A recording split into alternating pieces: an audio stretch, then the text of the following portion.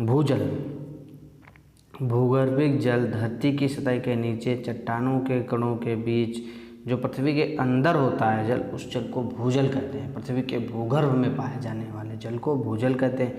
भूजल एक मीठे पानी के स्रोत के रूप में एक प्राकृतिक संसाधन है। भूजल के उपयोग। Source of irrigation in India.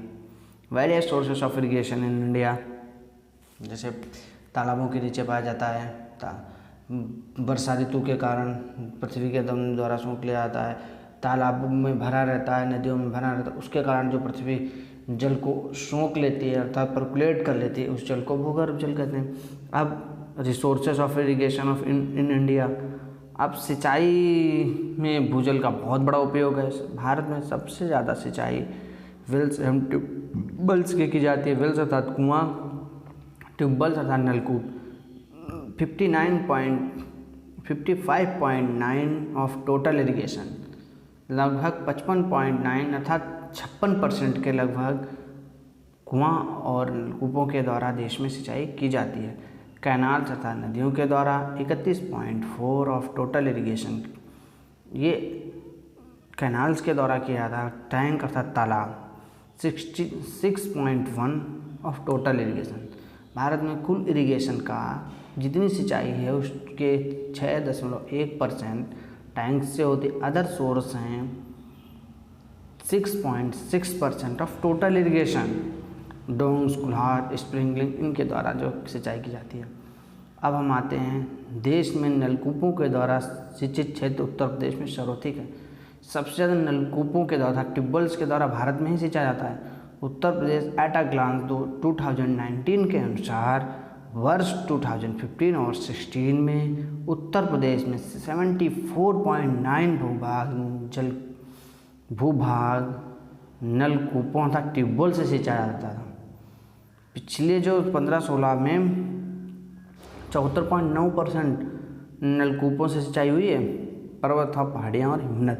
Himalaya की सबसे ऊंची चोटी माउंट एवरेस्ट है, जिसकी ऊंचाई 8,848 मीटर है। बलयों की तीव्रता के तथा निर्माण के आधार पर हिमालय को 4 भागों में डिवाइड किया गया है। नंबर 1 हिमालय तथा तिब्बत क्षेत्र। नंबर 2 बृहद हिमालय या हिमाद्री। नंबर 3 महान हिमालय और लघु हिमालय या मिडिल हिमालय। नंबर 4 उप हिमालय और शिवालिक हिमालय। यह हिमालय की सबसे दक्षिण की श्रेणी है। भारत में नवीन श्रेणी शिवालिक की है, जो कि वलित पर्वत का उदाहरण है। दक्षिण से उत्तर की ओर शिवालिक, धौलधर, पीर पंजाल, जास्कर, लद्दाख और काराकोरम हैं। ये पहाड़ियाँ हैं अंदर की। अरावली श्रेणी का निर्माण प्री कैम्ब्रियन काल में हुआ, जो 600 मिलियन से 570 मिलियन पूर्व माना जाता है इनका, तब हुआ था। ये पालनपुर और गुजरात में फैली हुई हैं उधर साइड। अरावली श्रेणियाँ भारत में नहीं बल्कि विश्व की सबसे प्राचीन पर्वत श्रेणी, सबसे पुरानी पर्वत श्रेणी अरावली पर्वत श्रेणियाँ हैं। अरावली की सर्वोच्च चोटी गुरु शिखर है, जो 1722 मीटर है। विंध्याचल, अरावली, सतपुड़ा आदि अवशिष्ट पर्वत के उदाहरण हैं। सतपुड़ा श्रेणी दक्कन पठार का भाग है। सतपुड़ा श्रेणी का विस्तार मध्य प्रदेश, महाराष्ट्र राज्यों में है। सतपुड़ा श्रेणी की सर्वोच्च ऊंचाई 1350 मीटर है, जो कि तमिलनाडु, राजस्थान और कर्नाटक में फैली हुई है। नीलगिरी की सर्वोच्च शिखर दौद बेटा 2637 मीटर है, ये जो कि दक्षिण भारत की दूसरी सर्वोच्च शिखर है। साउथ इंडिया की हाईएस्ट माउंटेन रेंज अनीमुडी है, जो कि महाराष्ट्र में है। नीलगिरी दूसरे पे है, पहले पे अनीमुडी महाराष्ट्र में है। सह्याद्री पहाड़ी महाराष्ट्र, गोवा, कर्नाटक में है। काड्रमम पहाड़ियाँ दक्षिण पश्चिम की पहाड़ियाँ हैं। सह्याद्री पश्चिम पूर्वी दक्षिण की पहाड़ियाँ हैं। इस पर इलायची की खेती होती है। काड्रमम पहाड़ियों पे इलायची की खेती होती है। बालाघाट, सतमाला, हरिश्चंद्र महाराष्ट्र में पाए जाते हैं। अब हाईएस्ट पीक्स इन इंडिया, सबसे ऊंची पहाड़ी भारत की गोडविन ऑस्टिन है, जो कि पीओके में है इस time. Highest peak of Satpura, Dhupgarh. Highest peak of Aravalli, Guru Shikhar. Highest peak of eastern Ghat, Jindhagada. Highest peak of western Ghat, Anamudi. Highest peak of Nilgiri, Doddabetta. Highest peak of Andaman and Nicobar, Saddle Peak. अब चलते हैं हाईएस्ट माउंटेन पीक्स, तो हमने पढ़ाई दी।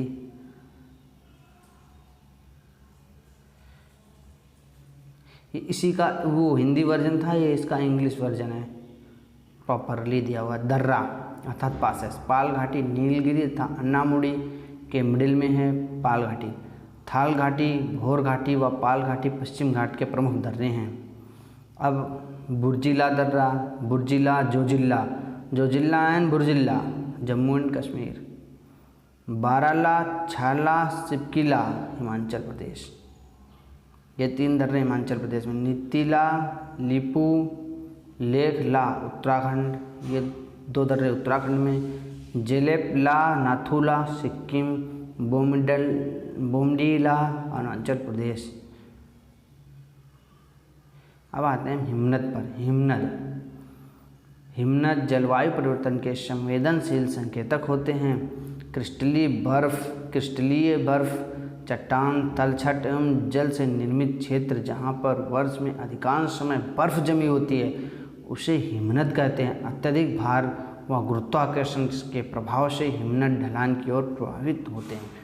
अत्यधिक भार उनका ज़्यादा होता है और इसकी वजह से ग्लेशियर नीचे की ओर बढ़ता है। अभी उत्तराखंड में पिछले साल 2020 में ग्लेशियर टूटा भी था। पृथ्वी पर कुल जल की मात्रा का 2.1% हिमनद में बर्फ के रूप में मौजूद है जल, जबकि 97.2 की उपस्थिति महासागरों में है।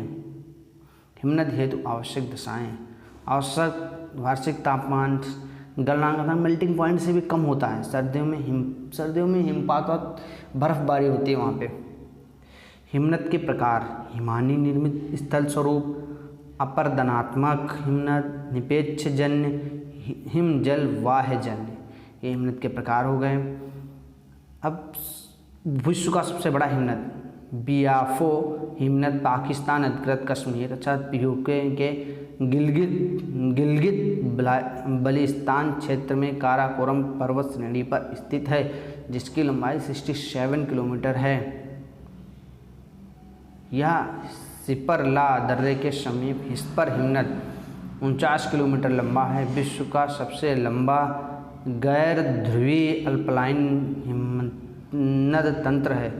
विश्व का हो गया ये। अब सियाचिन ग्लेशियर हिमालय की पूर्वी काराकोरम पर्वतमाला में भारत पाक नियंत्रण रेखा के पास लगभग स्थित है। हिमानी ग्लेशियर में यह काराकोरम की 5 बड़े हिमानियों में सबसे बड़ा है एवं ध्रुवीय क्षेत्रों के बाहर तजाकिस्तान फेदचेंदो हिमानी के बाद विश्व की दूसरी सबसे बड़ी ग्लेशियर